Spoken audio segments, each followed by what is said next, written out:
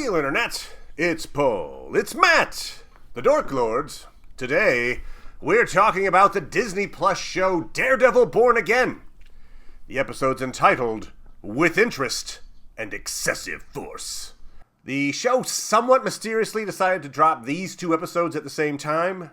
These episodes aren't particularly dependent on each other, and it makes sense. There's the ever-present I'm returning to Daredevil through line, but one's a foiled bank heist, the other is a rescue Angela from Muse. I'm assuming this is done to accommodate the Andor schedule. Anyway, not sure. Anywho, we open episode 5 on St. Patrick's Day. Matt is at a bank attempting to get a loan for the law firm. He meets with assistant bank manager Yusuf Khan, Kamala Khan's, aka Miss Marvel's, father. Yusuf politely turns him down for the loan because the firm takes on too many indigent clients. As Matt leaves the bank, a heist ensues. He goes back into the bank to foil the robbers.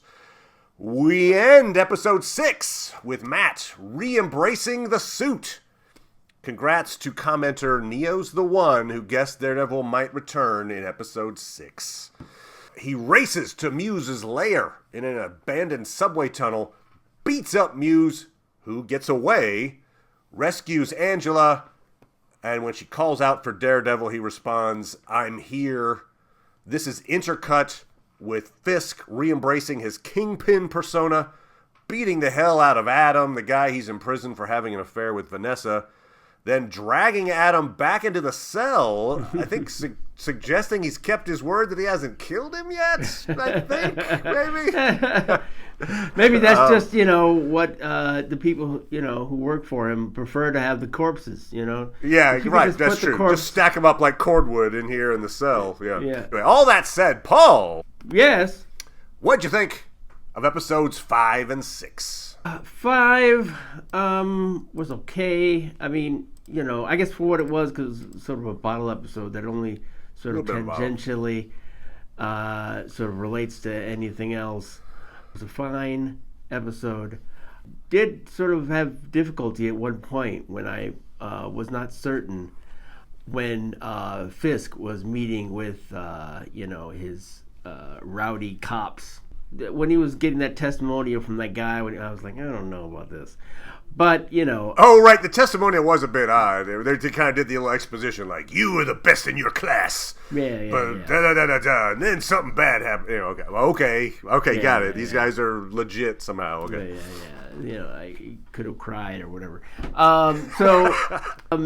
It culminated with Matt Murdock coming back into it, as Daredevil, and that worked for me. He definitely seemed very confident, like, I'm going to kick your ass. Whatever you're doing is not up to, it just made me think, like, I haven't seen a lot of fights. It's just, I don't know how, I guess I'm used to normal TV where it's like, oh, I knocked you out. You're done.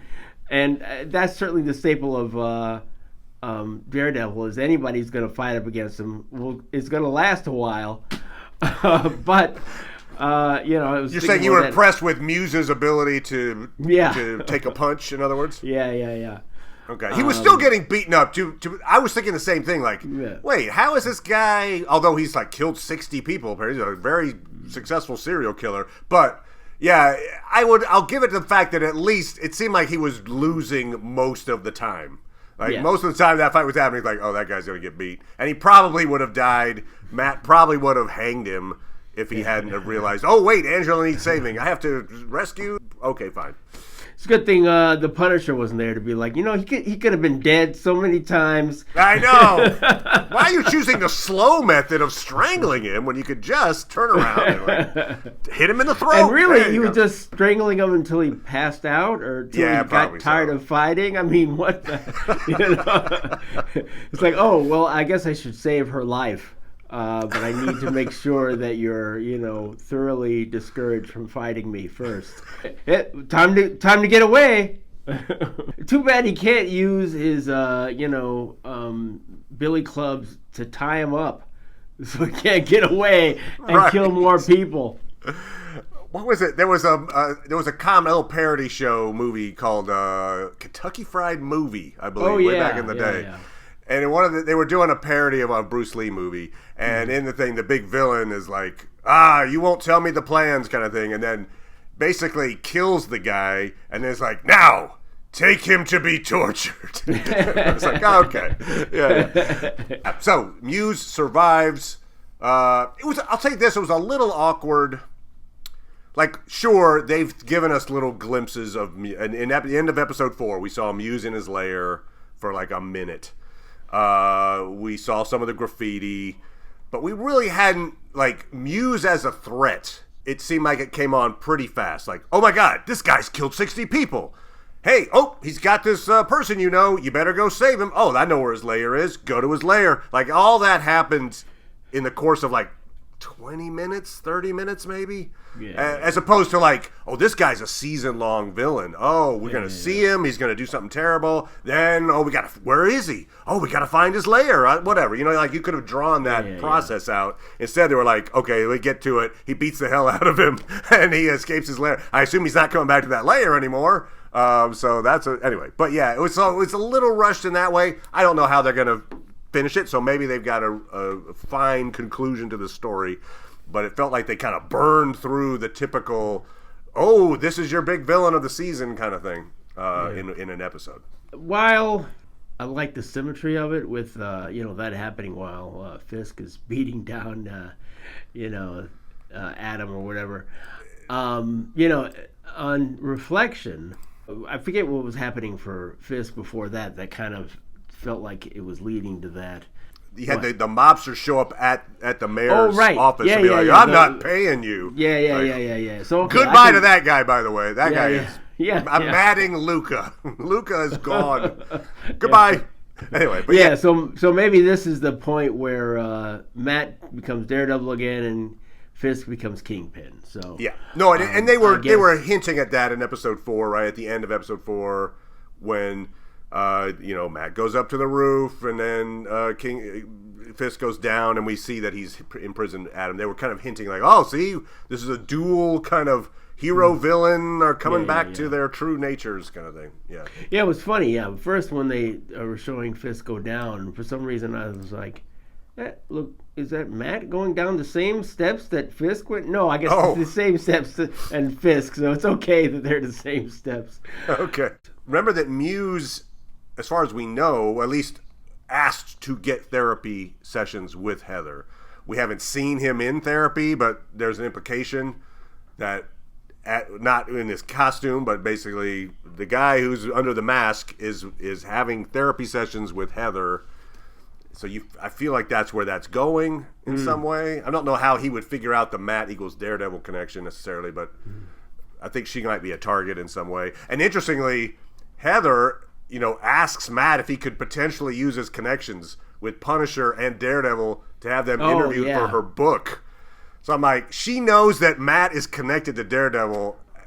If she doesn't suspect already, she's gonna suspect by the end of the season that they're the same person, right? I mean, she's a therapist. She's intuitive. She's, anyway, so I feel like that's coming, where she's gonna be like, whether she, identifies it for 100% or not. I think she's gonna be like, in fact, that would be a great scene. I don't know how you pull this off. Matt as Daredevil conducting an interview with Heather about masks. Like, he's like, I got you a connection. Anyway, here's Daredevil. I'll bring him in a second. What's going on? Hi. Don't come in. You want to interview me? Yeah, exactly. So I don't know if if they went that direction, I'd be like, all right, I'm in. Let's see this. So we had some interesting little tie-ins. Well, obviously, I mentioned Yusuf Khan.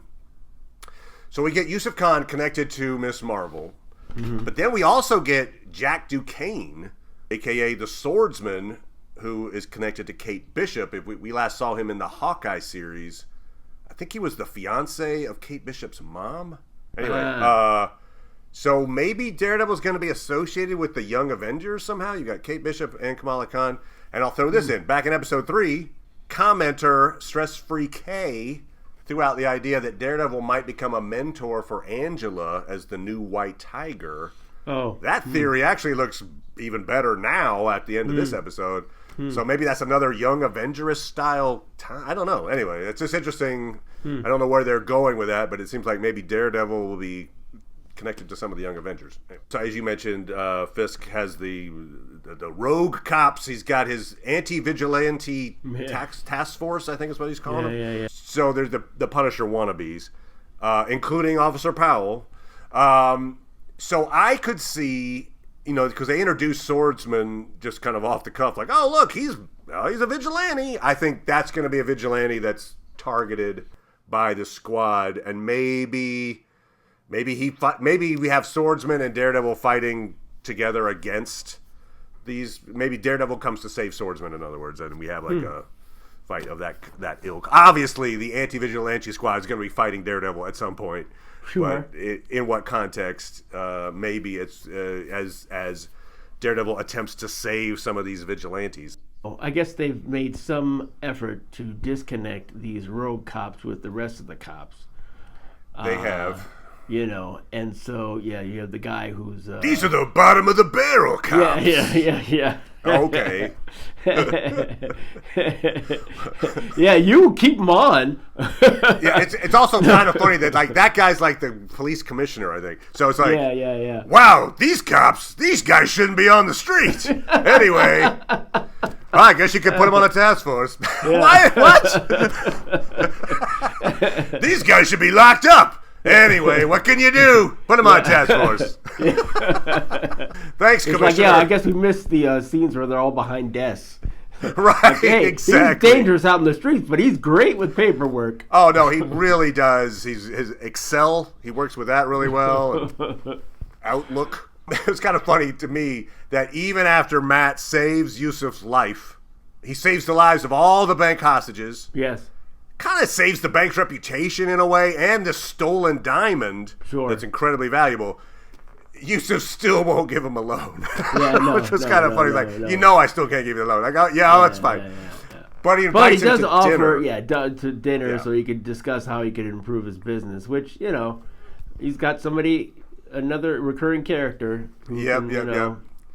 So he mentions that Kamala is in San Francisco, maybe recruiting Cassie Lang. I know the Langs are in San Francisco. But it sounded like from that conversation they had about the dinner that she would be potentially at the dinner. I don't know if that's true or not. But it's just the way he said it, like, oh, and your daughter. Right? That sounds to me like an end of the season scene. Oh, the crisis is temporarily finished, and we end with a dinner at the cons. Whether Kamala's there or not, I don't know, but it's Matt sitting down with the cons. That would surprise me. Okay. Because it doesn't feel like the kind of thing that they would, necessarily do. But I mean, you throw it out there. It's kind of Chekhov's invite dinner. I mean, I don't feel like I feel like I'll listen to it again, but it doesn't sound like, hey, you can meet my daughter who's much younger than you. Yeah, in other words, you saved my life. I would like to repay you with a dinner. I think it's kind of the way that's going. Okay. It's a little like peaceful way to end the season, and it or also it's leads just to like, something they refer tie-in. to all the time. Like, it was good meeting your family, and I agree. It may not come to pass. Worth a full scene. Okay, fair enough. And also did like the fact that he keeps forgetting that Matt's blind. He shows him the Funko. Right. Oh, yeah. Well, take a look at this. All right. Good job. Go observant. Observant assistant bank manager. Yeah. I feel like a lot of it was trying to show all this stuff with Muse and how the system doesn't work well enough. Matt's going to call the cops to go rescue Angela, and he realizes it's going to take too long. He's like, F it, and then he goes and puts the costume on. When it comes to, the police are going to come in and they're going to make a raid. I need to go and do this ahead of time so everybody doesn't die. He was basically, if I take the matter in my own hands, it seems like I can make things work better. So heck with it. I'm going to be Daredevil. I did like when Kingpin embraces his actual Kingpinness. First of all, we notice he rips his suit. So I think there's the metaphor of he's getting, as he becomes more and more back to his Kingpin persona, he's growing as well. So he's getting bigger. Yeah. All right. Interesting. But he, the thing he yells at Adam as he's just, beating the crap out of him is just like, mine! And it's just the way he screams at, anyway, it was pretty visceral there. And that was counterposed to Matt, yelling because he's realized, I've gone against what I said I would do. I said I would never come back to Daredevil, and I've done it. Bah! Anyway, so little duality there continues. I do like the attempt to show these tracks, tracking. So I assume that'll continue. Only 3 episodes left. So I'm interested to see, because now you have Muse as still a threat. The big fight be between Kingpin and Daredevil. So it's sure. How do you squeeze in all these other subplots? But yeah. Do you think his mayorship survives this season? Oh, good question. Because in some ways, with his reckless abandon, it reminds me of another political figure who I hope doesn't last a year. True. No, I could imagine Daredevil taking him down, and maybe he ends up in jail, and then they have another election or something like that. And I could see that trajectory. Well, only 3 episodes. Good question. I hadn't thought of that. I just assumed, he'll be mayor through the next season or whatever. But no, good call. At some point, he's probably no longer the mayor. Is that in the next 3 episodes? I wonder. They might want to make that a longer... Right. I feel like that's maybe more of a season 2 thing. I wonder if Punisher's coming back or whatever. Yeah. Right. Certainly, that's another subplot where now you've got specifically a squad of people, all with the Punisher tattoo, gonna go and be anti-vigilante, maybe even go against Punisher. He would certainly qualify on their list of vigilantes. So anyway, yeah. So I'm gonna guess that Fisk will still be mayor at the end of the season. Okay. But we'll see. Yeah. All right. Well, we'll be back talking about episode 7. Thank you as always, Paul. Appreciate it, good sir. No problem. And we'll talk to everybody next time. Bye.